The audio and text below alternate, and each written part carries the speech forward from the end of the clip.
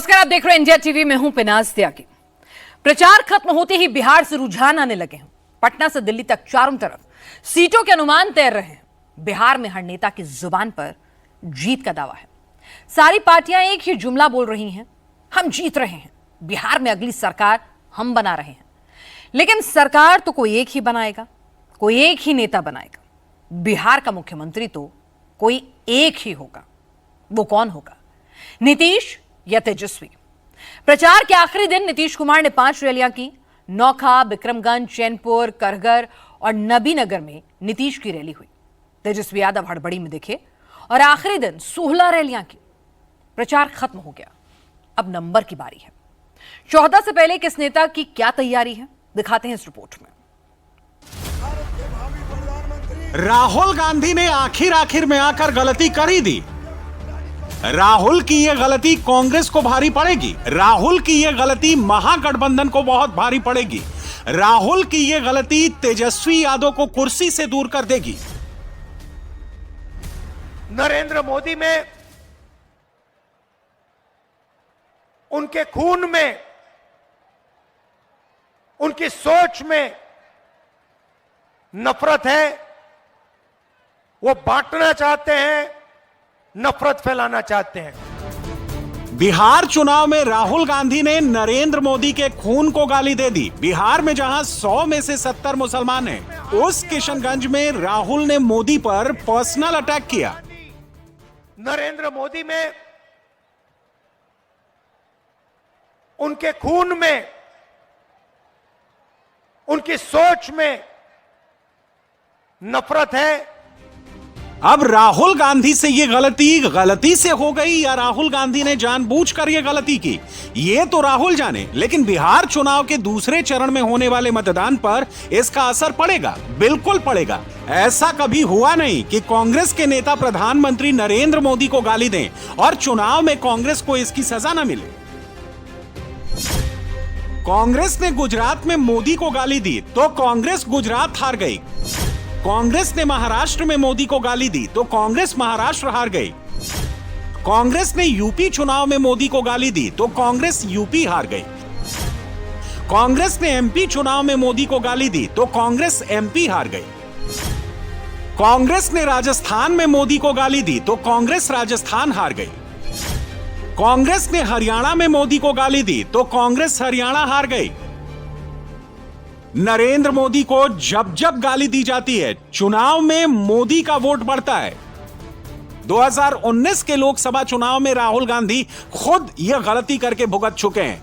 राहुल ने मोदी को चौकीदार चोर कहा तो बीजेपी की सीटें 300 के पार पहुंच गईं।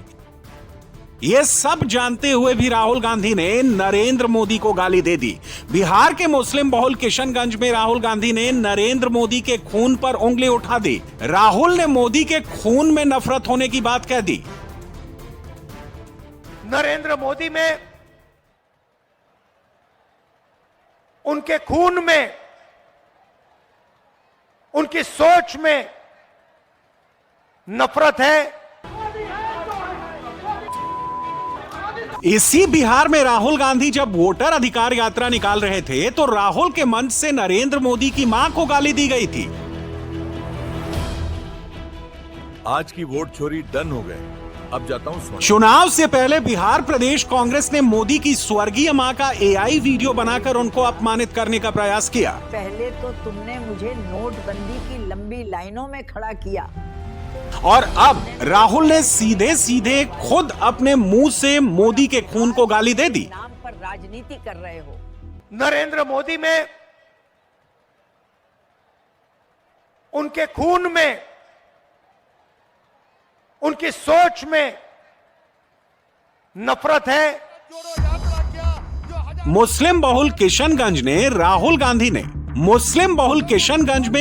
गांधी ने मोदी के खून के बारे में और अपने खून के बारे में क्या कहा, ये आपको पूरा दिखाते हैं। राहुल गांधी झूठ बोल रहा है, मैं नहीं कर रहा हूं। नरेंद्र मोदी में, उनके खून में,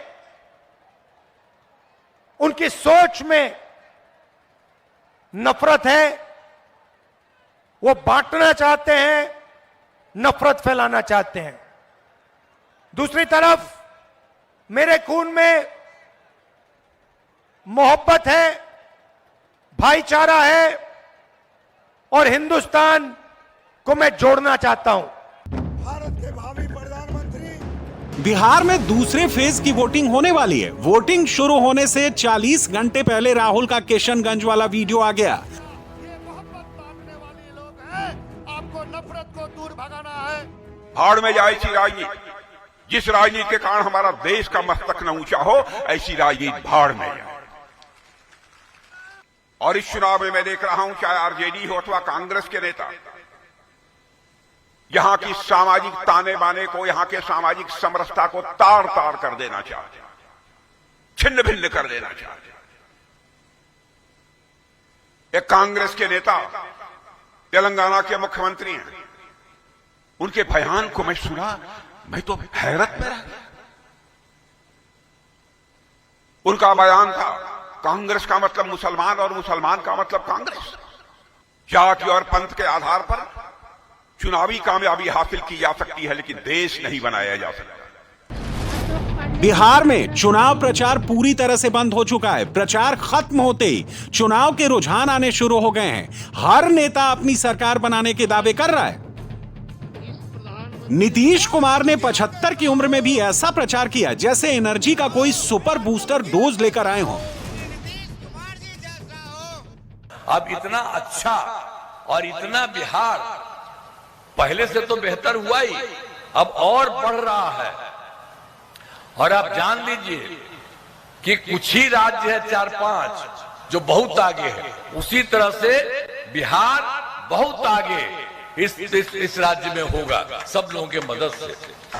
नीतीश कुमार ने पूरे चुनाव प्रचार में लिखा हुआ भाषण पढ़ा, लेकिन नीतीश के भाषण की एक एक बात इतनी सच है, उनकी बातें सुनने वालों के दिल में उतर जाती हैं। कोई नीतीश का विरोध नहीं करता, इसीलिए नीतीश 10वीं बार के लिए होपफुल हैं।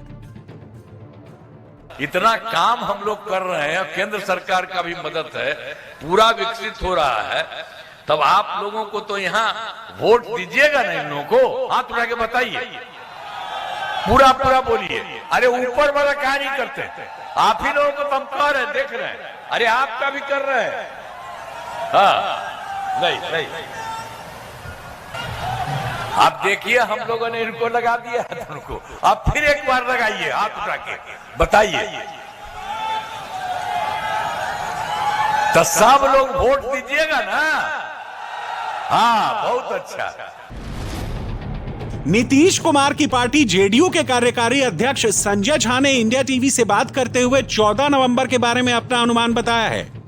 अगर 14 तारीख को नतीजे एनडीए के पक्ष में आते हैं तो सीटें जितनी भी रहें, जेडीयू या बीजेपी की, जिसकी भी ज़्यादा रहें, यह तय है कि मुख्यमंत्री नीतीश कुमार ही होंगे। तो ऑब्वियस है ना, नीतीश जी के जो बार बार हम लोग इस चीज़ को बोल रहे हैं, या जो हमारे एलआई हैं वो भी बोल रहे हैं, नीतीश जी के लीडरशिप में 2025 का हम लोग चुनाव लड़ रहे हैं। उनके काम पर हम लोग लड़ रहे हैं, उनके फेस पे हम लोग चुनाव लड़ रहे हैं। और इस अलायंस के सिर्फ जेडीयू के नहीं, पूरे एनडीए के लीडर हैं वो बिहार में। तो ऑब्वियसली उसके बाद वही मुख्यमंत्री बने। एक पोस्टर पटना में देखा मैंने, 25 से 30 फिर से नीतीश। वही रहना है, वही रहेगा। जनता ने उस पर मोहर लगा दिया। तेजस्वी यादव ने 2025 के बिहार चुनाव में बैगेज के साथ प्रचार किया। तेजस्वी के कंधे पर 2 तरह के बैगेज हैं। एक तो उनके पापा मम्मी का 15 साल वाला राज, जिसे बीजेपी एनडीए के लोग जंगल राज कहते हैं, और दूसरी बेड़ी है राहुल गांधी की। राहुल गांधी ने चुनाव शुरू होने से पहले 16 दिन तक बिहार यात्रा की। इन 16 दिनों में तेजस्वी ने राहुल को पूरा टाइम दिया, लेकिन ऐन चुनाव में जब तेजस्वी को राहुल के टाइम की जरूरत पड़ी तो राहुल 2 महीने तक बिहार से गायब हो गए। कांग्रेस ने सीट शेयरिंग में रोड़े अटकाए। इन सबके बावजूद तेजस्वी ने चुनाव के आखिरी दिनों में धुआंधार प्रचार किया। पूरे बिहार की जनता जो है आशीर्वाद दे रही है, इस बार बदलाव के लिए वोट किया है, आगे 11 तारीख को भी करेगी। और प्रधानमंत्री जी हों या केंद्र के मंत्री हों, कोई भी लोग 65% जो आरक्षण हमारी 17 महीने की सरकार ने जो बढ़ाया था, उस आरक्षण के बारे में ये लोग कुछ नहीं बोल रहे। लोगों का आरक्षण खा करके बैठ गए हैं प्रधानमंत्री 65%। इस पे बोलना चाहिए, बात करनी चाहिए। पढ़ाई, दवाई, कमाई, सिंचाई पे बात करनी चाहिए। 11 साल का हिसाब देना चाहिए, बताना चाहिए कि गुजरात को कितना दिया, बिहार को क्या दिया। इस पे तो वो बात नहीं कर रहे हैं। नरेंद्र मोदी की रैलियां बड़ी होती हैं। बिहार में मोदी ने 14 रैलियां की और पटना में एक रोड शो भी किया। गृह मंत्री अमित शाह ने बिहार चुनाव में 34 रैलियां की। उत्तर प्रदेश के मुख्यमंत्री योगी आदित्यनाथ ने लखनऊ से बिहार पहुंचकर 29 रैलियां की। नीतीश कुमार बिहार के मुख्यमंत्री हैं, उन्होंने 67 रैलियां की। राहुल गांधी ने बिहार में सिर्फ 13 रैलियां की और चुनाव के दौरान ही वो छुट्टी पर भी गए। प्रियंका गांधी वाड्रा ने बिहार में 12 रैली और एक रोड शो किया। असदुद्दीन ओवैसी ने 52 रैलियां की। पहले फेज की सीटों पर सिर्फ 3 रैली और दूसरे फेज की सीटों पर 49 रैली। तेजस्वी यादव ने रैलियों की गिनती के मामले में सबको पीछे छोड़ दिया है। तेजस्वी ने 125 से ज्यादा रैलियां की। पहले फेज में 63 रैलियां और दूसरे फेज में 62 से ज्यादा रैलियां। प्रचार के आखिरी दिन तेजस्वी ने बर्थडे मनाया, परिवार के साथ केक भी काटा और 15 रैलियां भी की। लेकिन बड़ा सवाल यह है कि क्या तेजस्वी यादव जंगल राज और राहुल गांधी का बोझ ढोते हुए बिहार के मुख्यमंत्री की कुर्सी तक पहुंच पाएंगे? तेजस्वी कहते हैं हां, विरोधी कहते हैं नहीं। कोई पेशेवर खानदानी माफिया और अपराधी अगर जीत जाएगा तो अपने परिवार के बारे में सोचेगा, लेकिन अगर एनडीए की सरकार बनती है, एनडीए का प्रत्याशी जीतता है तो बिहार के बारे में सोचेगा, विकास के बारे में सोचेगा। और इसीलिए यूपी में तो मैंने बुलडोजर चला चला करके इन माफिया और अपराधियों का ऐसा पस्त किया है, ऐसा पस्त किया है। यूपी में माफिया और अपराधी, उसकी हड्डी पसली हमने बुलडोजर से रौंद करके उसको पस्त किया है और नौजवान को रोजगार देकर के उसको मस्त किया है उत्तर प्रदेश के अंदर। और इसीलिए यही कहने के लिए आए हैं, ये नौजवान को रोजगार और नौकरी देकर के मस्त बनाने का काम केवल एनडीए कर सकती है। मोदी मोदी जोशवालिया, मोदी मोदी नरेंद्र मोदी जिंदाबाद। बिहार का आधा चुनाव हो चुका है, आधा चुनाव अभी बचा हुआ है। 6 नवंबर को बिहार के 18 जिलों की 121 सीटों पर रिकॉर्ड 65% मतदान हुआ। 11 नवंबर को बिहार के 20 जिलों की 122 सीटों पर मतदान होना है। मंगलवार का मतदान प्रतिशत यह तय करेगा कि बिहार में फाइनल वोटिंग परसेंटेज कितना रहता है। ज्यादा मतदान को एनडीए अपने फेवर में मान रहा है। पोलिंग बूथ पर लगी महिला वोटर की कतार को नीतीश कुमार के पक्ष में जनमत सर्वेक्षण कहा जा रहा है। पहले चरण की वोटिंग में जितने नंबर सामने आए हैं उससे एक बात साफ दिख रही है कि पुरुषों के मुकाबले महिलाओं ने लगभग 8% ज्यादा वोटिंग की है। महिला वोट में जाति का भी वोट होगा, प्रवासी का भी वोट होगा, एंटी इनकम्बेंसी का भी वोट होगा और प्रो इनकम्बेंसी का भी वोट होगा। लेकिन महिलाओं में सबसे ज्यादा चर्चा 10,000 रुपए की है। 10,000 रुपए पर जितने वोट पड़े हैं उसका बहुमत नीतीश और मोदी की तरफ जाता है।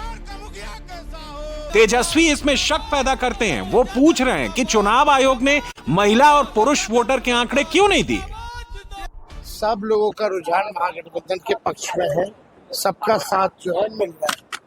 लेकिन आप देखिए, चुनाव हो गया, लेकिन 3 दिन, पहला चरण का 3 दिन हो गया लगभग, और 3 दिन बाद भी इलेक्शन कमीशन ने, चुनाव आयोग ने अभी तक ये नहीं बताया कि महिलाओं का कितना मतदान हुआ और पुरुषों का कितना मतदान हुआ। ये आंकड़े क्यों छुपाए जाते? फिर भी दूसरे चरण की वोटिंग से पहले एनडीए ने कोई चांस नहीं लिया और आखिर मिनट तक ताबड़तोड़ प्रचार किया।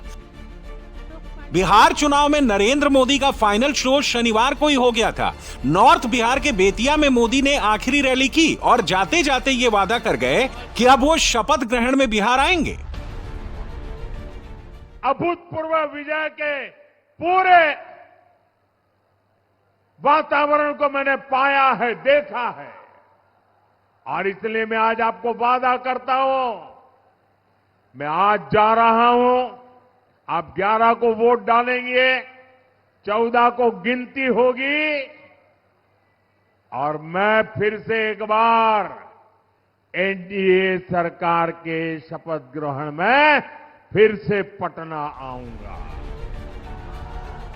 मोदी के बाद प्रचार की कमान अमित शाह, राजनाथ सिंह और योगी आदित्यनाथ ने संभाली। दंगा फसाद समाप्त, न कर्फ्यू है न दंगा है, यूपी में सब चंगा। और यही कहने के लिए मैं आया हूं, ये केवल एनडीए ही कर सकता है। बिहार में एनडीए के पास सबसे बड़ा मुद्दा माफिया और जंगल राज का है। इसका जवाब योगी आदित्यनाथ के पास है। तमाम लोग घोषणाएं करने के लिए आए हैं, लेकिन वास्तव में ये लोग विकास नहीं करेंगे। ये फिर से बिहार के विकास को जंगल राज में बदलने का पाप करने वाले लोग हैं। याद करिए ना, आरजेडी और कांग्रेस के सरकार के समय अकेले आरजेडी के 15 वर्ष के शासनकाल में बिहार में 60 से अधिक नरसंहार की घटनाएं घटित हुई थी। बिहार के अंदर 30,000 से अधिक अपहरण की घटनाएं घटित हुई थी। यहां पे न बच्चे सुरक्षित थे, यहां पे न बेटियां सुरक्षित थी। वह जंगल राज बिहार में आरजेडी और कांग्रेस की ही जोड़ी लेकर के आई थी। बिहार चुनाव प्रचार के आखिरी दिन प्रधानमंत्री की ये पोस्ट देखिए। चुनाव प्रचार खत्म होने से 3 घंटा पहले तक मोदी मेरा बूथ सबसे मजबूत करते रहे। इससे संगठन के प्रति मोदी की समझ पता चलती है। किसी भी चुनाव में संगठन की मजबूती सबसे निर्णायक होती है। बूथ से लेकर शक्ति केंद्र और कॉन्स्टिट्यूएंसी से लेकर स्टेट यूनिट तक एनडीए में फुल कोऑर्डिनेशन दिखा। कैडर की ये एकजुटता और आपसी तालमेल चुनाव नतीजों को सिर्फ जीत में नहीं बल्कि रिकॉर्ड जीत में बदलने की क्षमता रखती हैं। एनडीए के सामने एक महागठबंधन लड़ रहा है, वो अंदर अंदर भी लड़ रहे हैं, हमसे कम लड़ रहे हैं, एक दूसरे के खिलाफ ज्यादा लड़ रहे हैं। मगर मित्रों, एनडीए जो है 5 पांडव की तरह एक मुस्त होकर, एकजुट होकर चुनाव में लगा है, एक मुस्त होकर। एनडीए एकजुट है, महागठबंधन में फूट है। भागलपुर की कहलगांव सीट पर कांग्रेस और आरजेडी की फ्रेंडली फाइट है। सुल्तानगंज सीट पर भी कांग्रेस और आरजेडी की फ्रेंडली फाइट है। जमुई सिकंदरा सीट पर भी कांग्रेस और आरजेडी की फ्रेंडली फाइट है। पश्चिमी चंपारण के नरकटियागंज में भी कांग्रेस और आरजेडी की फ्रेंडली फाइट है। कैमूर की चैनपुर सीट पर आरजेडी की टक्कर वीआईपी से है। सासाराम की करागर सीट पर कांग्रेस की टक्कर सीपीआई से है। तेजस्वी कहते हैं कि महागठबंधन एकजुट है और उनकी सरकार बन रही है। मतभेद कहाँ है, नहीं है, जनता साथ खड़ी है महागठबंधन के। इन लोगों का जाना तय हो गया है। 14 तारीख को नौकरी वाली सरकार आ रही है, कलम राज आ रहा है। जंगल राज के जवाब में तेजस्वी ने एक नया शब्द निकाला है, कलम राज। लेकिन यह शब्द चल नहीं पा रहा। राहुल और लालू के बेटे ने एक यात्रा निकाला था। यात्रा का उद्देश्य क्या था? बिहार के युवाओं का भला करना था? ना जी। बिहार के किसान का भला करना था? ना जी। बिहार के दलितों का, पिछड़ों का, अति पिछड़ों का भला करना था? ना जी। बिहार की माता बहनों का भला करना था? ना जी। यात्रा निकाला था उन्होंने घुसपैठिए को बचाने के लिए, घुसपैठिए को बचाने के लिए। बिहार चुनाव प्रचार खत्म होने के बाद एक दावा अखिलेश यादव ने भी किया। और बिहार की जनता इस बार बदलाव चाहती है। बिहार की जनता ने परिवर्तन के लिए मन बनाया है। बिहार के लोग ये महसूस करते हैं बिहार तब बदलेगा जब सरकार बदलेगी, और उन्हें इंडिया गठबंधन, महागठबंधन के प्रत्याशी तेजस्वी यादव के रूप में मिले हैं।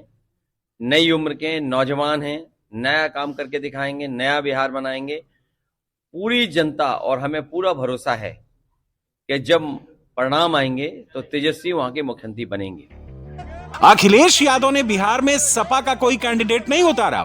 वो कैंडिडेट उतारना चाहते तो थे, लेकिन तेजस्वी और राहुल ने घास नहीं डाली। सपा को बिहार में कोई सीट नहीं दी। इसके बावजूद अखिलेश ने बिहार में महागठबंधन के लिए प्रचार किया। अखिलेश ने इकरा हसन और अफजाल अंसारी को भी बिहार भेजा। इसकी वजह 2027 में होने वाले यूपी चुनाव में है। अखिलेश को लगता है कि अगर बिहार में सरकार बदली तो इसका नैरेटिव यूपी तक जाएगा। वोटिंग से पहले हर नेता नैरेटिव बिल्ड करने के प्रयास में है। यही कोशिश एनडीए की तरफ से भी हो रही है। जिस दिन सीता माता का मंदिर का प्राण प्रतिष्ठा होगा, उसी दिन सीतामढ़ी से अयोध्या जी हम वंदे भारत ट्रेन चलाएंगे। वंदे भारत ट्रेन भाइयों बहनों, मुझे बताओ, ये राहुल गांधी की सरकार आ गई है यहां बिहार में, तो यहां पर सीता मंदिर बनने देंगे क्या? जरा जोर से बोलो, बनने देंगे? उनकी सरकार न आए इसलिए यहां से माले को हटाना है।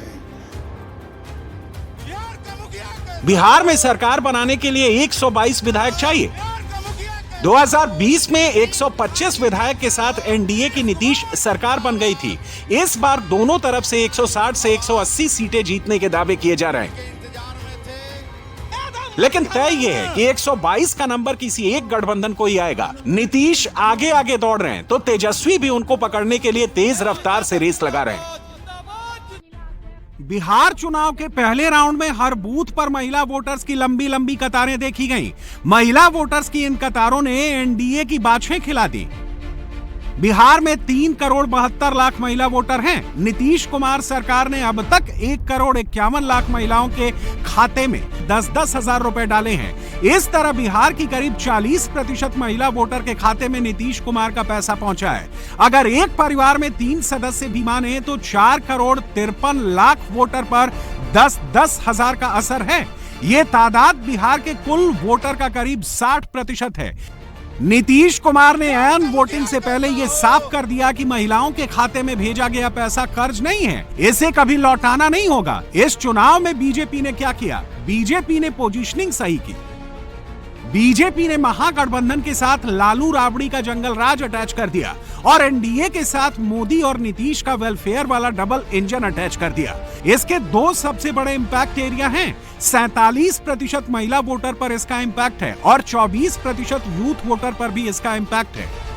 यहां फैशन है ना, कट्टा लेकर के आ जाते हैं, फिर बोलते हैं हैंड्स अप। यही है ना। मैं बिहार में आपको हैंड्स अप कहने वाले, अब बिहार में उनके लिए जगह नहीं है। अब तो बिहार में स्टार्टअप के सपने देखने वाले चाहिए, हैंड्स अप वाले नहीं चाहिए हमें। साथियों, हम बच्चों के हाथ में किताबें, कंप्यूटर, लैपटॉप दे रहे हैं। हमारे बच्चे खेल में आगे बढ़े, इसलिए हम उन्हें बैट दे रहे हैं, हॉकी स्टिक दे रहे हैं, फुटबॉल दे रहे हैं, वॉलीबॉल दे रहे हैं। लेकिन आरजेडी के लोग बिहार के युवाओं को कट्टा और दूनाली देने की बात कर रहे हैं। प्रशांत किशोर बिहार चुनाव का एक्स फैक्टर बनते बनते रह गए। 2.5 साल से बिहार में मेहनत कर रहे प्रशांत किशोर का कैंपेन ऐन चुनाव से पहले धप्प से बैठ गया। प्रशांत किशोर अगर पूरी ताकत के साथ चुनावी रण में होते तो एनडीए को नुकसान पहुंचा सकते थे। उनका चुनावी रण में धीमा पड़ जाना एनडीए के लिए बड़ा फायदेमंद हो सकता है। तीसरा फैक्टर है जनसुराज फैक्टर या प्रशांत किशोर फैक्टर। जितना अच्छा जनसुराज पार्टी करेगी उतना क्लोज ये चुनाव होगा, जितना खराब वो करेगी उतना कंफर्टेबल या वन साइडेड ये चुनाव हो सकता है। बाईपोल्स में भी जनसुराज को 10% वोट शेयर आया था। बिहार में 83 सीट्स पर पिछली बार 2020 में 5% से कम का मार्जिन था। तो अगर जनसुराज पार्टी को इन 83 सीट्स पर 5% या उससे ऊपर वोट आता है तो किसी न किसी गठबंधन को वो नुकसान पहुंचाएगा। पिछली बार 83 में से, इन 83 सीट्स में से 37 एनडीए और 38 सीटों पर महागठबंधन जीती थी। जनसुराज का जो सोशल ग्रुप या जो सपोर्ट बेस है उसमें युवा हैं, अपर कास्ट मुस्लिम्स दलित हैं और मिडिल क्लास लोग हैं और कुछ गरीब वर्ग के भी लोग हैं जो उसके हेल्थ और एजुकेशन के जो एजेंडा है उस पे उसकी वजह से उसकी तरफ आकर्षित हो रहे हैं। लेकिन युवाओं में एक ट्रेंड देखने को मिल रहा है कि पुरुष युवा तो जनसुराज की तरफ उनका झुकाव है, लेकिन महिला युवाओं में उनकी प्रोहिबिशन पॉलिसी को लेकर के थोड़ा कम सपोर्ट है। बिहार में आधा चुनाव हो चुका है, आधा चुनाव बचा हुआ है। आधे चुनाव में 65 वोल्ट का करंट चला है। बाकी बची हुई सीटों पर भी अगर ये करंट दौड़ गया तो 14 को 10वीं बार नीतीश कुमार की सरकार बन सकती है।